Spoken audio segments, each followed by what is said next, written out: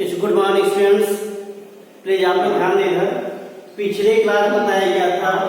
Chapter है chemical kinetics के बारे में। इसमें बताए थे अभिकारकों के विलुप्त होने की दर तथा उत्पाद के बढ़ने की दर।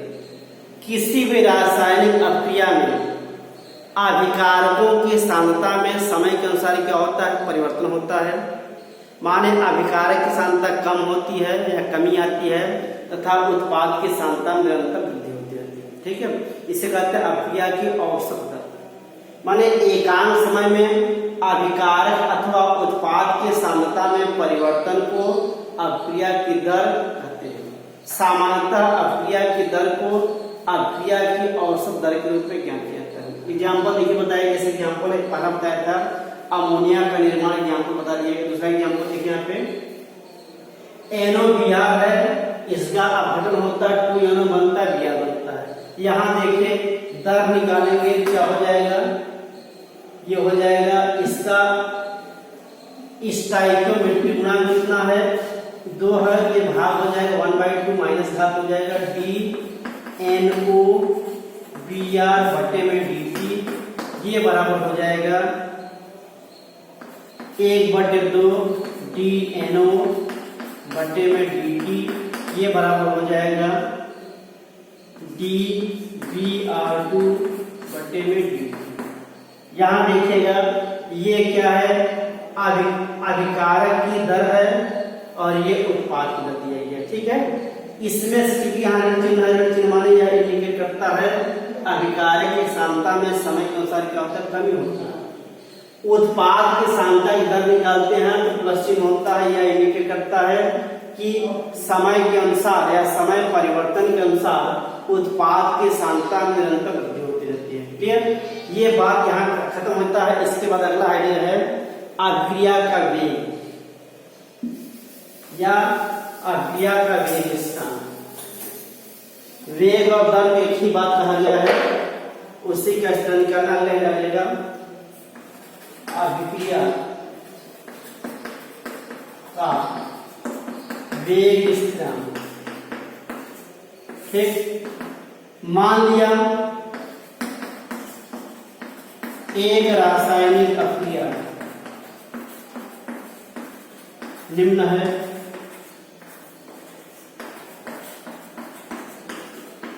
समझिए पहले क्या है। जैसे उत्पाद अभिकारक ये है, उत्पाद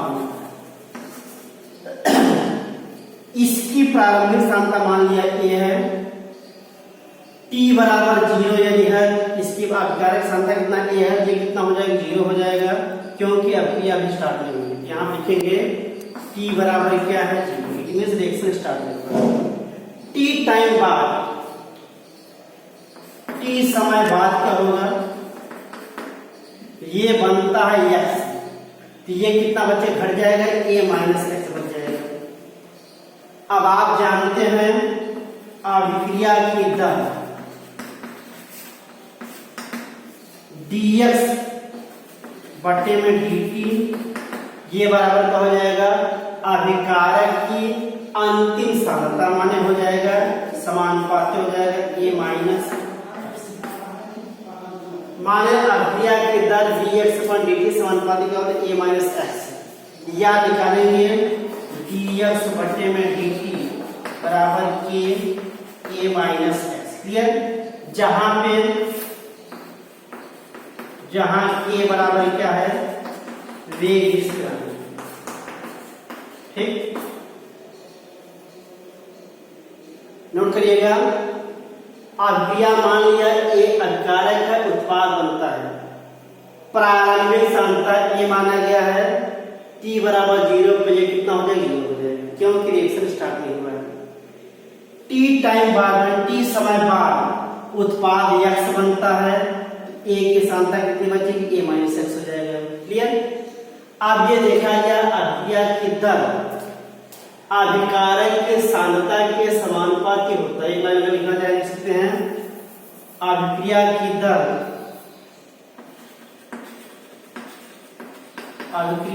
दर अभिकारक की सांद्रता के समानुपाती होता है।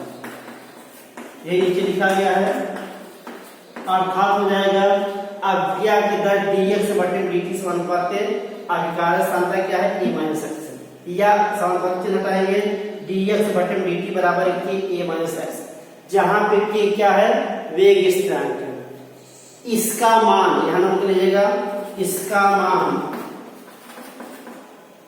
स्थिर एवं निश्चित होता है, ठीक है।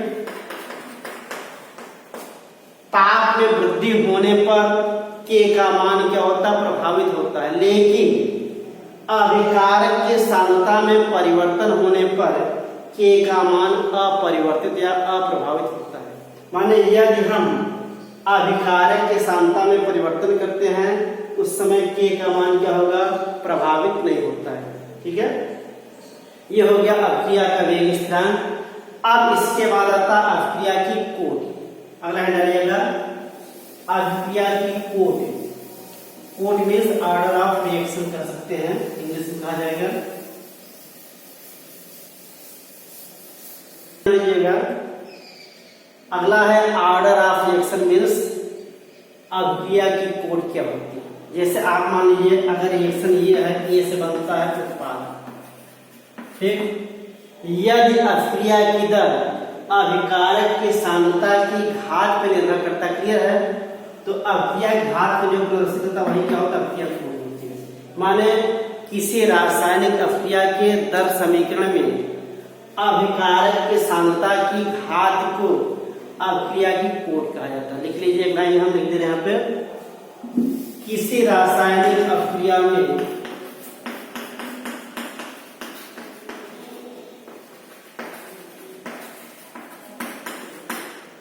अभिक्रिया के दर समीकरण में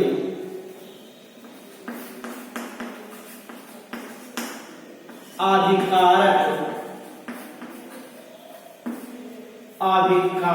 की सांद्रता की घात को अभिक्रिया की कोटि कहते हैं, ठीक है। ध्यान दीजिएगा किसी रासायनिक अभिक्रिया के दर समीकरण में अभिकारक की सांद्रता की घात को अभिक्रिया की कोटि कहते हैं तथा अभिकारक की सांद्रता की कुल घातों का योग अभिक्रिया की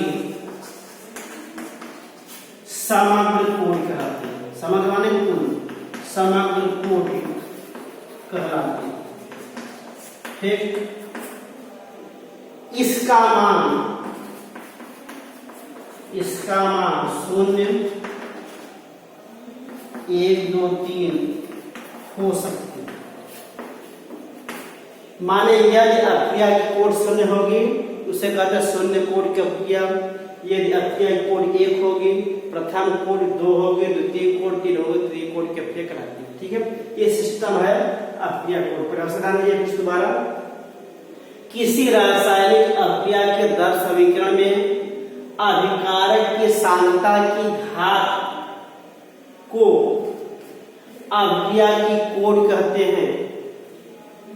आगे देखें, तथा अभिकारक की सांद्रता की कुल घातों का योग अभिक्रिया की समग्र कोटि कहलाता है। इसका मान 0, 1, 2, 3 हो सकता है। यदि अभिक्रिया कोटि 0 होगी तो उसे कहते हैं शून्य कोटि की अभिक्रिया। 1 होने पर प्रथम कोटि, 2 होने पर द्वितीय कोटि, 3 होने पर तृतीय कोटि की अभिक्रिया करते हैं, ठीक है। ये सिस्टम बनाया गया है। अब हम बात करते हैं शून्य कोटि की अभिक्रिया की। अगले डालिएगा शून्य कोटि की अभिक्रिया। जीरो ऑर्डर रिएक्शन क्या होता है, आगे डालिएगा शून्य कोटि की अभिक्रिया। अंग्रेजी में जीरो ऑर्डर रिएक्शन क्या होता है।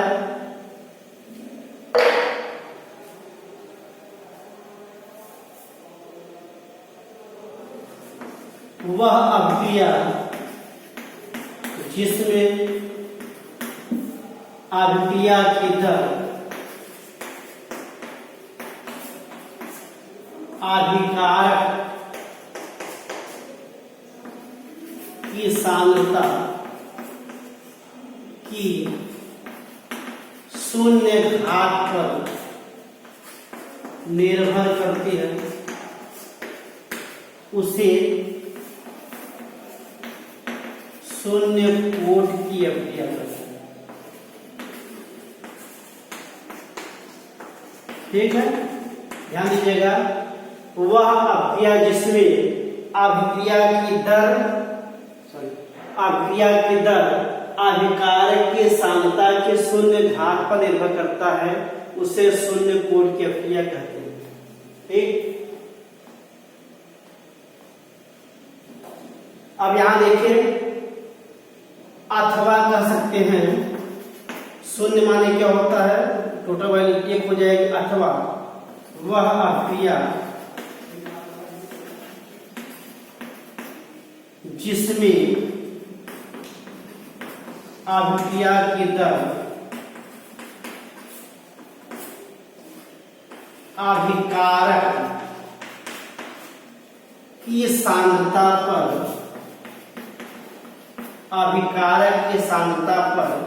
निर्भर नहीं करती है उसे शून्य कोट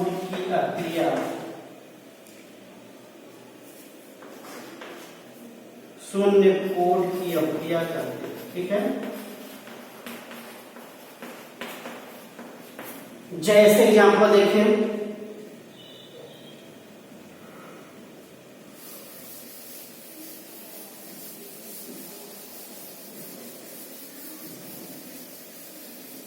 जैसा मान लिया रिएक्शन दिया है, ये अभिकारक है, इससे बनता उत्पाद मीन्स प्रोडक्ट।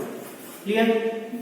अब ए की प्रारंभिक सांद्रता कितना मानते हैं, ए मान लिया गया है। ये 0 होगा कब, t बराबर 0 होगा। t बराबर 0 में अभिक्रिया शुरुआत नहीं हुई अभिक्रिया की, ठीक ना। अब ये t समय बाद ये बनता है x, ये कितना बचेगा, a में से x हटा दो, a माइनस x बच जाएगा। ठीक, अब चूंकि आप जानते हैं अभिक्रिया की दर अभिकारक के सांद्रता के समानुपाती होता है। चूंकि अभिक्रिया की दर अभिकारक की सांद्रता के समानुपाती होता है, अतः क्या कर सकते हैं, अतः अभिक्रिया की दर dx बटे में dt समानुपाती हो जाएगा। अभिकारक की सांद्रता बचेगा a माइनस एक्स। चूंकि अभी बताया गया ये शून्य कोट की अभिक्रिया, जिसका कितना घात हो जाएगा, 0 हो जाएगा। क्लियर।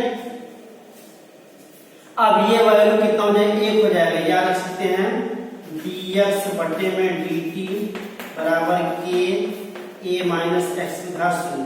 ये वैल्यू 1 कर दो कि हो जाएगा, या dx बटे में dt बराबर k। ठीक, ये शून्य कोट की अभिक्रिया का दर समीकरण है। क्योंकि ये वैल्यू 1 हो जाएगा, x मल्टीप्लाई करें k को आ जाएगा, dx पर dt बराबर k हो जाएगा। ठीक, ये है यह शून्य कोट की अभिक्रिया दर समीकरण। ठीक, अब इसका समाकलन करिए। समाकलन स्वरूप क्या आ जाएगा, यहां देखिएगा, इसका समाकलन करेंगे, समाकलन समीकरण कुछ और प्राप्त होगा, फिर निकालेंगे इस क्रिया के लिए टी हाफ माने अर्ध आयुकाल क्या होगा। ठीक है, इसको हम बताते हैं कल। ठीक है, थैंक यू।